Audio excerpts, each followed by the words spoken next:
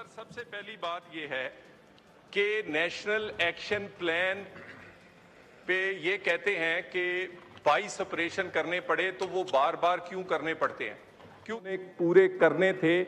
वो जिस सूबे ने जितने अदारे या वो पूरे किए उतनी ही दहशतगर्दी उस सूबे में कम हुई है। मैं तो बिल्कुल वेलकम करता हूं कि इस डिबेट को जॉइंट हाउस में करें, अलहदा करें, इन कैमरा करें, स्टैंडिंग कमेटी में करें, केपी में उस सूबे में कम हुई है। मैं तो बिल्कुल वेलकम करता हूं कि इस डिबेट को जॉइंट हाउस में करें, अलहदा करें, इन कैमरा करें, स्टैंडिंग कमेटी में करें, केपी में करें, कहीं करें।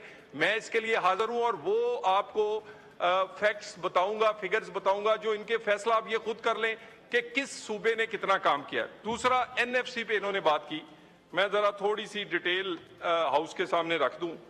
सर, एनएफसी में जो अमाउंट अभी तक ट्रांसफर हुई है एनएफसी में, जुलाई 2010 से लेकर नवंबर 2025 तक गवर्नमेंट ऑफ केपी को 5,867 बिलियन रुपीस इनको दिए गए हैं।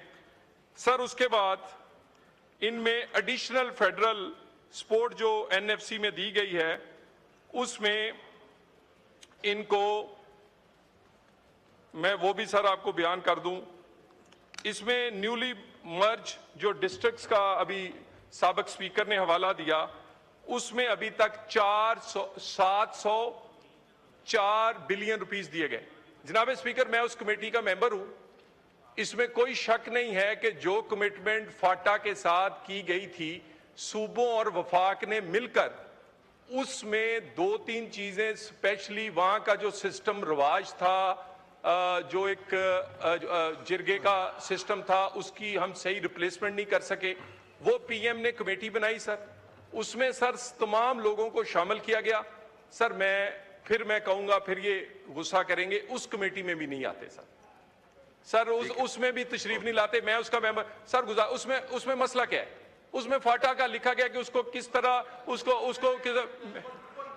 सर, एक मिनट मैं पूरा कर लूं, उसके बाद सर मैंने आपके दरमियान नहीं बोला सर, इस तरह नहीं हो सकता ना। ये डिक्टेशन से तो नहीं चल सकती कि जब मैं पहले बात कर लूं फिर उसके बाद सर अगली बात उसके बाद 1 मिनट तशरीफ रखें, आपको मौका देते हैं जी। सर, उसके बाद मैं जरा ये जल्दी से सारे फैक्ट्स लिए हैं। इसमें सर इसी तरह ही जो इनके आईडीपीज हैं उसमें सर 117 बिलियन रुपीस दिए गए। उसके बाद सर डेवलपमेंट की जो स्कीम्स हैं सर, उसमें सर 115 बिलियन दिए गए। सर, ये एतराज करते हैं कि हमारा हिस्सा नहीं बढ़ा। सर, 4 साल इनकी हुकूमत रही है, उसकी एडीपी और अब की एडीपी दोनों का कंपैरिजन कर लें कि क्या उस वक्त इन्होंने कितने पैसे, अपना हक उस वक्त तो नहीं रखा होगा। उसके बाद सर सिर्फ बेनजीर इनकम सपोर्ट प्रोग्राम से वफाक ने जो पैसे दिए हैं वो 481 अरब रुपया है। ये मैं सारे अरब पढ़ रहा हूं सर, ये 5,867 भी अरब थे सर, ये सारे अरब हैं सर।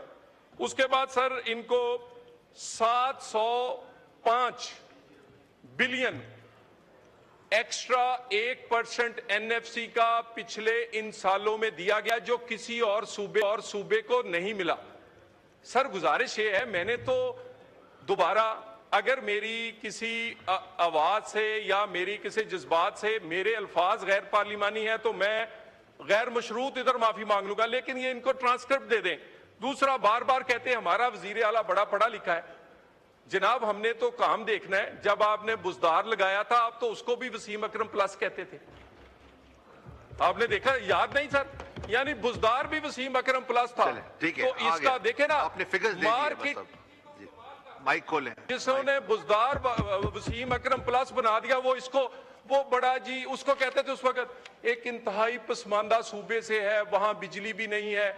वो जाते हुए पंजाब की, यानी हमने मेट्रो ऑरेंज लेन चलाई, उन्होंने पिनकी गोगी ट्रांसफर पोस्टिंग चलाते रहे।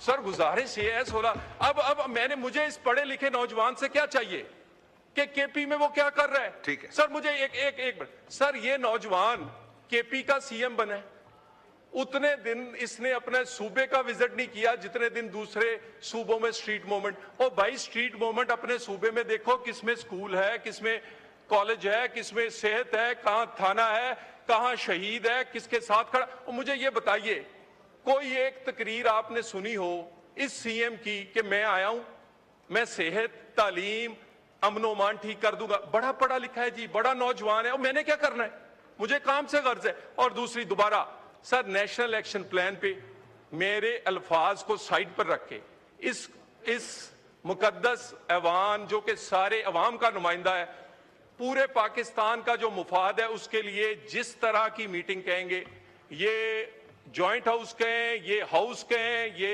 स्टैंडिंग कमेटी कहें। और मेरे एक आखिरी गुजारिश, खुदा के लिए केपीके के 4.5 करोड़ के लिए जब वजीर आजम दहशत गर्दी की मीटिंग के लिए बुलाएं तो आ जाया करें। ये हाउस में जब इन कैमरा या उस वक्त कोई इजलास हो, आ जाया करें।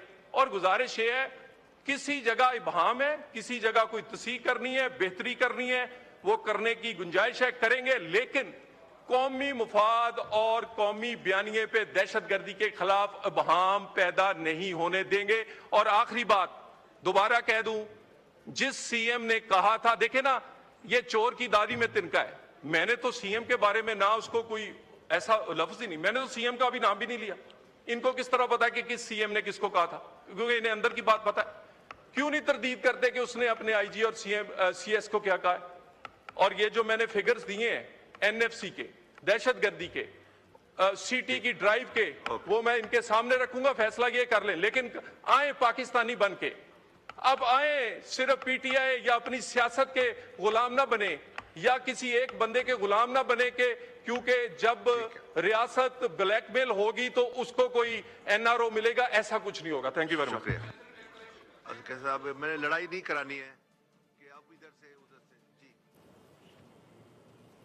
सिंध असेंबली की बराह रास्त कार्रवाई नशर की जा रही थी। तलाल चौधरी की जानिब से इजहार ख्याल किया जा रहा था। उन्होंने कहा कि केपी में जो ऑपरेशन इस वक्त किया जा रहा है उसकी भरपूर